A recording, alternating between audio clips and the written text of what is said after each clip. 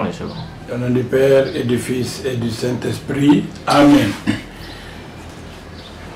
Chers abonnés d'Ave Maria TV, chers spectateurs, bonjour ou bonsoir selon le moment où vous allez vous mettre à nous écouter. Nous sommes des aveugles, marchant sur les pas de Jésus vers la lumière de Pâques.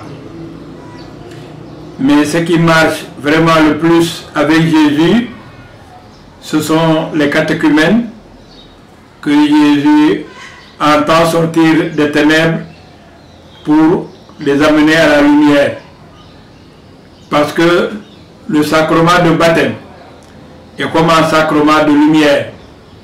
Et c'est la raison pour laquelle ce sacrement a été appelé le sacrement de l'illumination.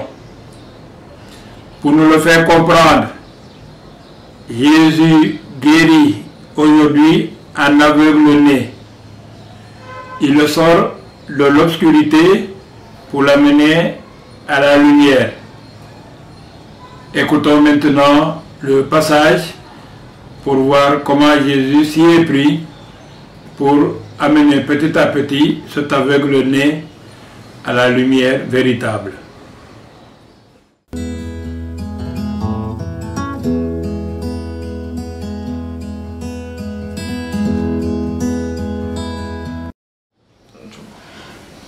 Évangile de Jésus-Christ selon Saint Jean. En sortant du temple, Jésus vit sur son passage un homme aveugle de naissance. Il cracha sur le sol et avec la salive, il fit de la boue. Il appliqua sur les yeux de l'aveugle et il lui dit: va te laver à la piscine de Siloé. Ce nom de Siloé signifie envoyé. L'aveugle alla donc et il se lava. Quand il revint, il voyait. Ses voisins et ceux qui étaient habitués à le rencontrer, car il était mendiant, dirent alors: n'est-ce pas celui qui se tenait là pour mendier? Les uns disaient: c'est lui. Les autres disaient: pas du tout, c'est quelqu'un qui lui ressemble. Mais lui affirmait: c'est bien moi. On amène aux pharisiens cet homme qui avait été aveugle. Or, c'était un jour de sabbat que Jésus avait fait de la boue et lui avait ouvert les yeux. À leur tour, les pharisiens lui demandèrent: comment se fait-il que tu vois? Il leur répondit: Jésus m'a mis de la boue sur les yeux, je me suis lavé et maintenant je vois. Certains pharisiens disaient: celui-là ne vient pas de Dieu puisqu'il n'observe pas le repos du sabbat. D'autres expliquaient: comment un homme pécheur pourrait-il accomplir des signes pareils? Ainsi donc, ils étaient divisés. Alors ils s'adressèrent de nouveau à l'aveugle: et toi, que dis-tu de lui, puisqu'il t'a ouvert les yeux? Il leur dit: c'est un prophète. Ils lui répliquèrent: tu es tout entier plongé dans le péché depuis ta naissance et tu nous fais la leçon? Et ils le jetèrent dehors. Jésus apprit qu'il l'avait expulsé.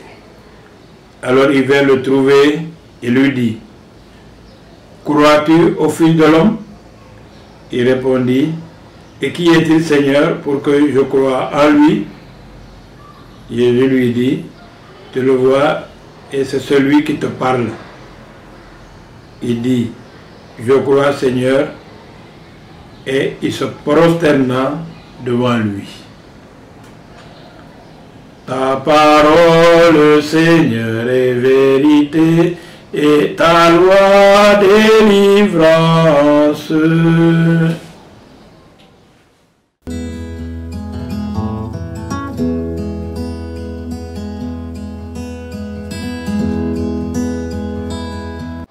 Chers abonnés d'Ave Maria TV, chers spectateurs, nous marchons sur les pas de Jésus. En sortant du temple, Jésus vit sur son passage un homme aveugle. On nous dit même aveugle de naissance, et il le guérit. Après lui avoir demandé de se laver à la piscine de Siloé, puisqu'il avait appliqué de la boue dans ses yeux, qu'il avait humecté de sa salive.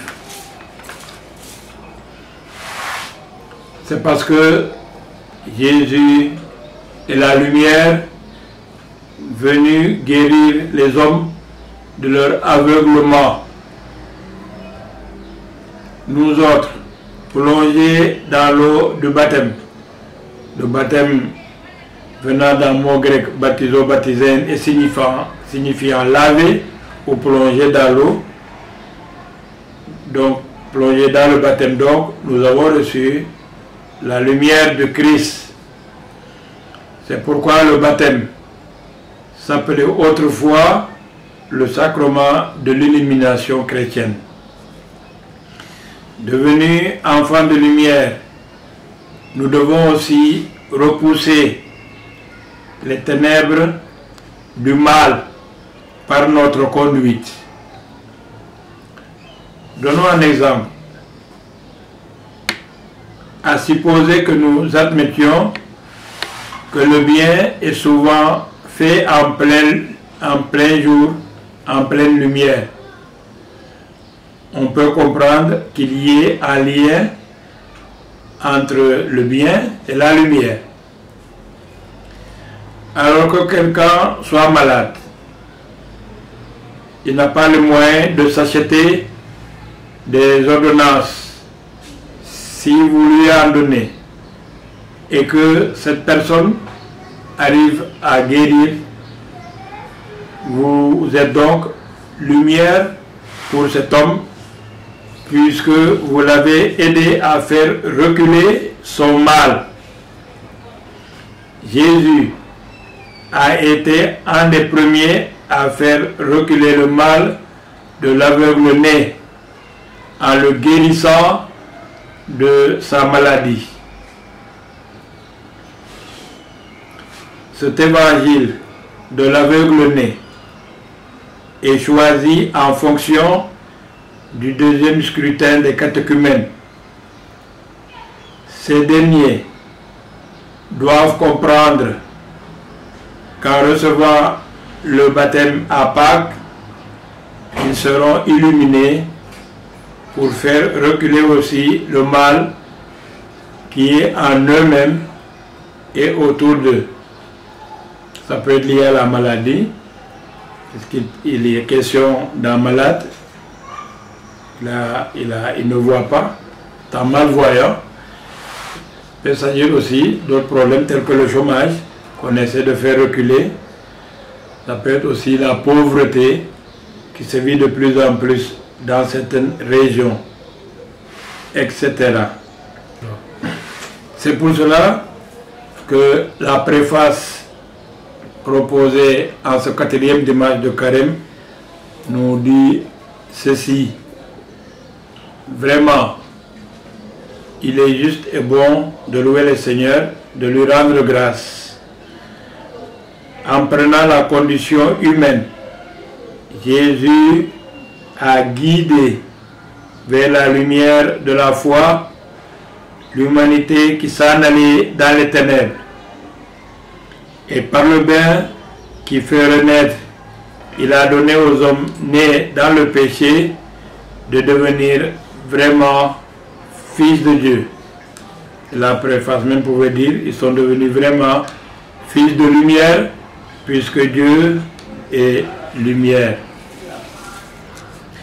Alors que cette lumière donc éclaire effectivement les catéchumènes qui auront à recevoir le sacrement de baptême, que j'appelle aussi sacrement de la lumière.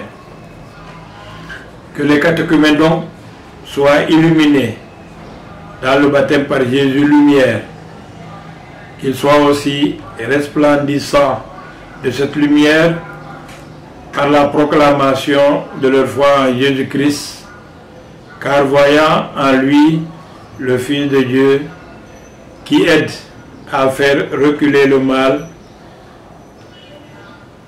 en voyant en lui le Fils de Dieu qui règne pour les siècles des siècles. Amen.